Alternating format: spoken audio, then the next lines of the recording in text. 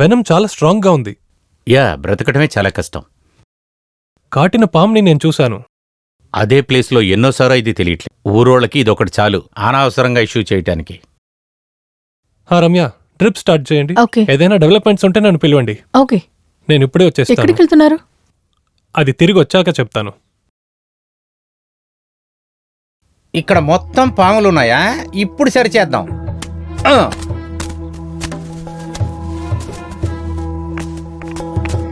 రమేష్, పంతులు గారు వస్తున్నారు. దిలీప్ అన్న, పూజారి గారు వస్తున్నారు. పట్టించుకోకండి, మీరు చెట్లు కొట్టండి. ఆగు. ఏంటి నువ్వు చేసే పని? నగతమ్మ తిరిగిన స్థలం ఇది. అన్నా, దానికంతా భయపడకండి. ఇది ఇక్కడుంటే ఊరోళ్ళకే సమస్య.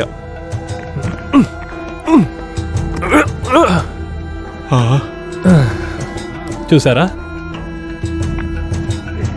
తల్లి, పిలిస్తే ఎవరు రారని నాకు తెలుసు.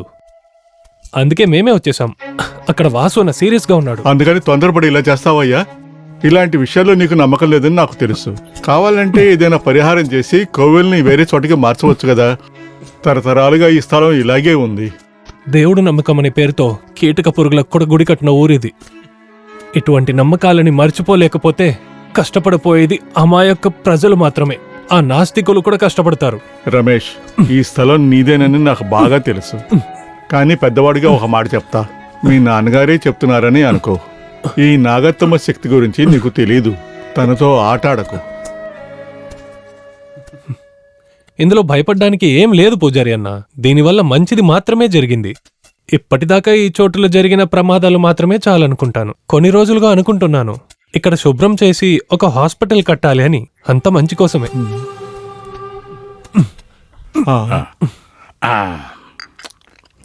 హాస్పిటల్ కట్టాలనుకునేది మంచి ఆలోచనే, కానీ అక్కడే కట్టాలా? మరోసారి ఆలోచించండి. దయచేసి ఎవరో చెప్పి మీతో చెప్తున్నా అనుకోవద్దు. మనమే ఇతరుల యొక్క విశ్వాసాన్ని నిర్లక్ష్యం చేయకూడదని నేను అనుకుంటున్నాను. దీన్నే కలియుగం అంటారు. ఇంతకు ముందు తరచూ అక్కడ పూజలు జరుగుతూ ఉండేవి. ఇక అక్కడ ఏమేం జరుగుతాయో తెలియడం లేదు భగవంతుడా. ఏం చెప్పమంటారు? దైవభక్తిలో అబ్బా కొడుకులు ఇద్దరూ ఒకటే. నమ్మకం కన్నా సాక్ష్యమే చాలా గొప్పది. అదే ఈ జస్టిస్ రాగంకి ముఖ్యం. ఇదే మా తాతగారు. చూసావా, నా మనవరాలు కూడా నన్ను గురించి బాగా తెలుసు. వేళకోళాలకి టైం అండి ఇది. ఆ బిల్డింగ్ కట్టడంలో ఎవరికి ఎలాంటి అభ్యంతరం లేదు. పరిహారం చేస్తే చాలు అని చెప్పాలని వచ్చాను. తనకి ఎలాంటి నమ్మకం లేకపోయినా మనకు మాత్రం నమ్మకం ఉంది. ఏదేమైనా ఆపరేషన్ థియేటర్లో కత్తి పట్టుకున్నప్పుడు మనకే తెలియకుండా దేవుణ్ణి తలుచుకుంటాం. లక్ కోసం ఎదురు చూస్తున్నప్పుడు అందరూ దేవుణ్ణి తలుచుకుంటారు. ఏవైనా సరే నేను వారి మాట వింటాను. హాస్పిటల్ కట్టాలంటే నా ఫ్రెండ్ శివ స్థలం పక్కనే ఉంది. అన్నీ తెలిసి నేల మీద ఉన్న పావుని భుజాన వేసుకోవడం ఎందుకు? మీరు చెప్పిన దాంట్లో కూడా విషయం ఉంది. నాకు తెలిసినట్టుగా ఇలాంటి ఆప్షన్ చూస్ చేసేదే మంచిది. చదివే కాలంలో దేవుడు లేడని బుక్కులు చదువుతున్నప్పుడే నేను అనుకున్నా వీడు ఇలాగే చేస్తాడని. ఎవ్వరు చెప్పినా విండు. ఇలాగే చాలాసార్లు జరిగింది. ఏదో అదృష్టవంతంగా వాసున్న తప్పించుకున్నారు. ఒక్కొక్కళ్లకు వాళ్ళ నమ్మకమే పెద్ద. ఒక ప్రాణాన్ని కాపాడ్డాని కోసం ఇక్కడ ఎవరూ ఆలోచించట్లేదు అనుకున్నప్పుడే బాధేస్తుంది. నేను తీసుకున్న నిర్ణయం మార్చను. మీరు మాట్లాడడం మొదలు పెడితే హార్ట్ సర్జరీ చేస్తున్నట్టు సీరియస్గా మాట్లాడతారు. నేను చెప్పింది నిజమే కదా. ఇది ఎన్నోసార్లు జరుగుతుంది. మామయ్య కేసులో ఇరుక్కున్నప్పుడు ఇప్పుడు మాట్లాడేవారు ఎక్కడికెళ్లారు? మూఢనమ్మకాలని దూరం చేసే ఒక పోరాటం అనుకోండి. ఆ స్థలాన్ని శుభ్రం చేయాలి. చెప్పేది సులభమే. నమ్మకం, రక్షణ రెండు ముఖ్యమే. చూడండి దిలీప్, మీరు మిగతా వాళ్ళ గురించి కూడా ఆలోచించాలి కదా. పూజారి ఇంకా షాక్లోనే ఉన్నారు. లుక్ రమ్య, మన హాస్పిటల్లో ఉన్న సౌకర్యాల గురించి నీకే తెలుసు. దాన్ని మనం డెవలప్ చేయాలి. అది మన తాతయ్య కోరిక. అన్ని సౌకర్యాలు ఉన్నట్టు ఊరు లోపల ఒక పెద్ద హాస్పిటల్. దాన్ని మా నాన్న తీర్చకపోయినా ఆ కోరిక తీర్చేది నా బాధ్యత. It's my decision. అందుకని ఆ గుడి మీకు అడ్డంగా ఉందంటే నేను దానికి అస్సలు సపోర్ట్ చేయను. మనకు పుట్టబోయే బిడ్డకు కూడా దీనివల్ల దోషం రావచ్చు. ఈ విషయంలో నువ్వే కాదు, ఎవరు ఎదిరించినా నా నిర్ణయంలో ఎలాంటి మార్పు లేదు.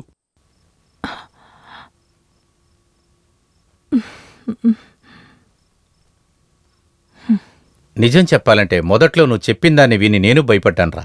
Now he is all right. ఆ. తర్వాత రవి అన్న, ఏం జరిగినా నేను ఆ గుడి స్థలంలో హాస్పిటల్ కన్స్ట్రక్షన్ స్టార్ట్ చేస్తాను. అదంతా నేను విన్నాను. నాకు నిన్న జడ్జి కాల్ చేశారు. మీరు చెప్పకపోయినా నేను మీతో ఒకటి చెప్పాలనుకున్నాను. ఎంతైనా మీరేసిన ప్లాన్ బాగుంది. అనుభవం సంపాదించి మీకు కొన్ని బాధ్యతలు ఇచ్చేస్తే నేను కొంచెం ఫ్రీ అయిపోతాను. ఆ సోమరిపోతుగాడు ఇప్పుడు ఎలా ఉన్నాడో తెలియదు. మర్చిపోవద్దు, రేపు 12ంటికి నీ ఫ్లైట్. బాగా చెప్పారు. 2 గంటల ముందే నేను ఎయిర్పోర్ట్కి చేరుకుంటాను.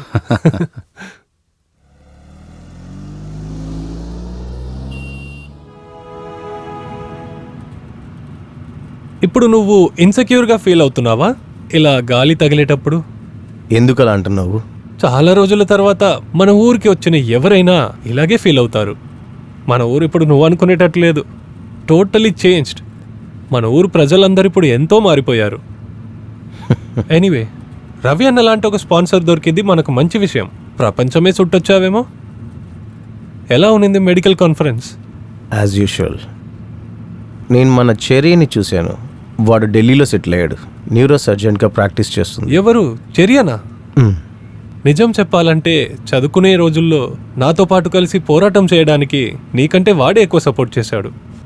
వాడొక ప్యూర్ కమ్యూనిస్టు. తర్వాత మనతో చదివిన బాలా, యోగేష్, సబరి అందరూ వేరే దారిలోకి వెళ్ళిపోయారు. మిగతా వాళ్ళని తక్కువ చెప్పి ఏం ప్రయోజనం? టైం ఇప్పుడు వాడిని ఎక్కడికి తీసుకెళ్ళిందో ఏమో.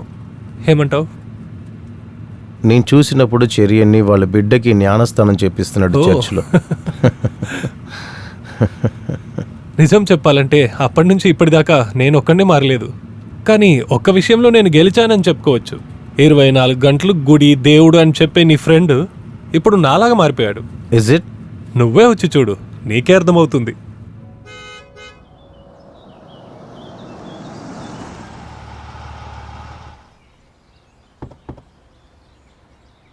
ఇదే నా ఇల్లు, రా.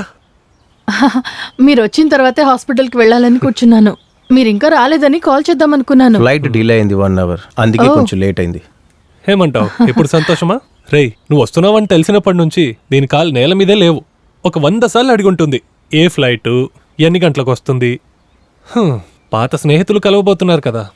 ఇప్పుడు నన్ను పోస్ట్మార్టంకి పంపిస్తారేమో అని నాకు భయంగా ఉంది. పోస్ట్మార్టం చేయమని మీరే చెప్తే ఇంకా మేమేం చేస్తాం? చూసావా, నేను అన్నట్టే స్టార్ట్ చేసింది.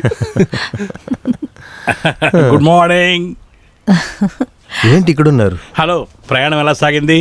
అంత బాగా జరిగింది. మీరందరిని ఒకటిగా చూస్తున్నప్పుడు నా మనసు చాలా సంతోషంగా ఉంది. ఒకే చోట చదివి ఒకే చోట ఉద్యోగం చేయడం మంచి విషయమే కదా. మీ స్నేహితుడు వచ్చాడా?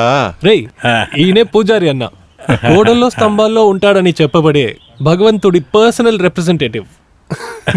ఏదో ఒకటి, జాగ్రత్తగా వచ్చారు కదా. అదే అమ్మవారి దయ్యా.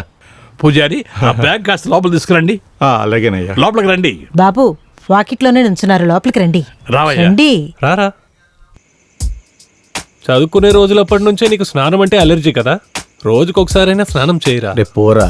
తెల్లవారి పూటై ఉంటే ఈ పెద్ద చెరువులో బాగా ఈత కొట్టిండొచ్చు. పెద్దగా లోతేముండదు. Have a drink? నో.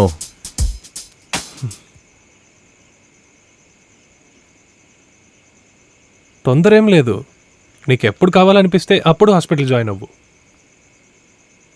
తెలుసు కదా, అన్నీ చూసుకోవడానికి రమ్య ఒంటరిగా కష్టపడుతుంది. దీని వెనక నేను పరిగెత్తుతున్నాను.